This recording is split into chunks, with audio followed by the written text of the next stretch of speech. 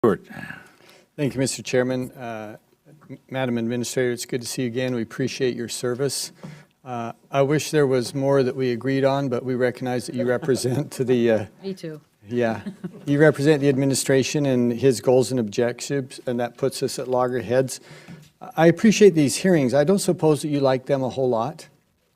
You come and you read your statements, and we read our questions, and you answer those questions sometimes.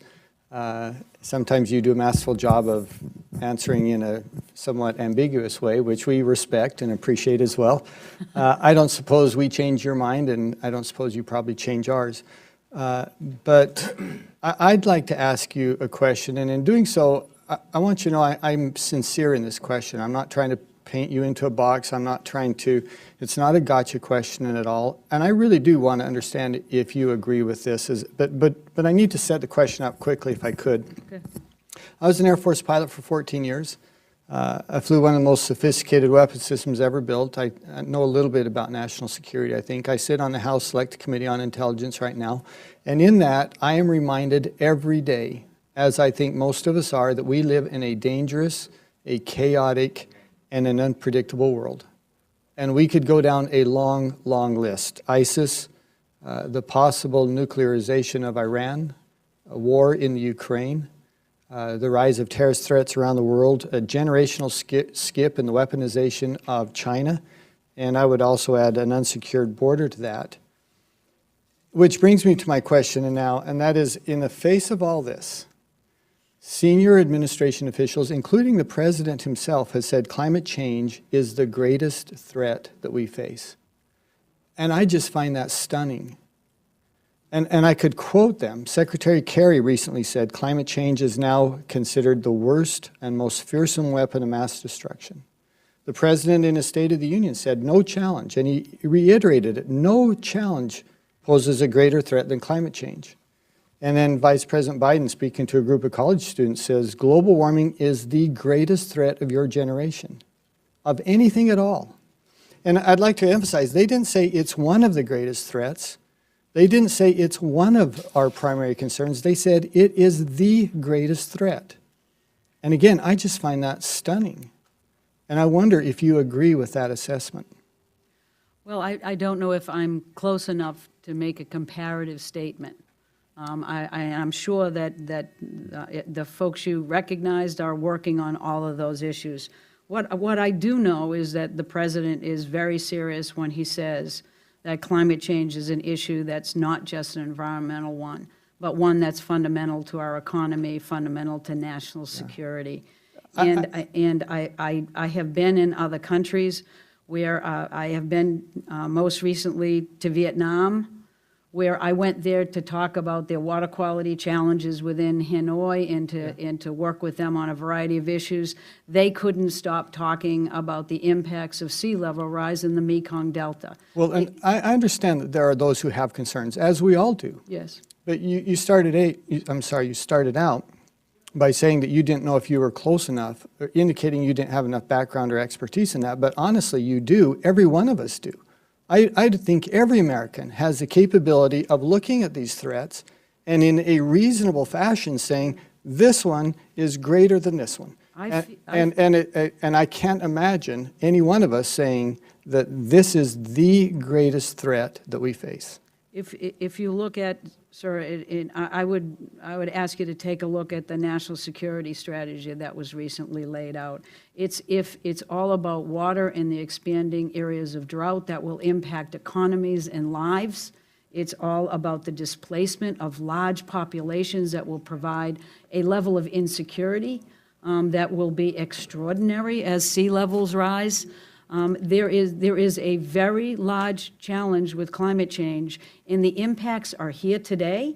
You can count them, you can look at them, you can cost them out. Many people have. So I'm assuming it is a threat to national security as well as the environment and the economy here. So I'm assuming from your response that you would agree with that analysis, that it is the greatest threat then. I would agree that it's certainly the greatest challenge that my agency is facing at this point in terms of what we can contribute to some of the solutions and the actions moving forward. Well, and I would appreciate that you're representing your agency. Referring to the other members of the administration, including the president himself, though, who's not representing your agency, he's representing national security and our national interest. Again, it stuns me that he would draw that conclusion. If I could, in 30 seconds, and our timers aren't working or not activated, Mr. Chairman. Okay. I'll do this quickly. We have this proposed ozone rule through the National Ambient Air Quality Standards, and it, going from 70 to 65 parts per billion. And we've discussed this, Madam Administrator, actually, when I was subcommittee chairman on last year. And there are, major parts of the West that it's virtually impossible for them to meet these standards. There's more naturally occurring ozone than they would be allowed. And there's not a thing in the world they could do about it. And I'm wondering if you could update us on your proposed, or your intentions on this proposed rule, and if you intend to go forward with that, what would we say to those very rural parts of my district, for example, that simply have no choice, they would be out of compliance? Well, the recommendation that EPA, that I made in the proposed rule was to consider a range between 70 and 65.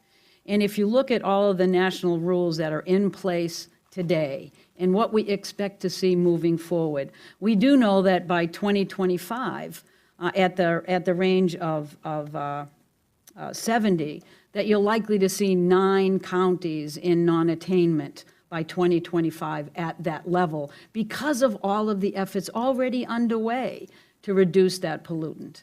And so I don't necessarily believe that there are no ways to achieve attainment out west. I do know California, that was with the exception of California, 9 counties, has particular challenges, but they are looking at an attainment date of the year of outside of 2037.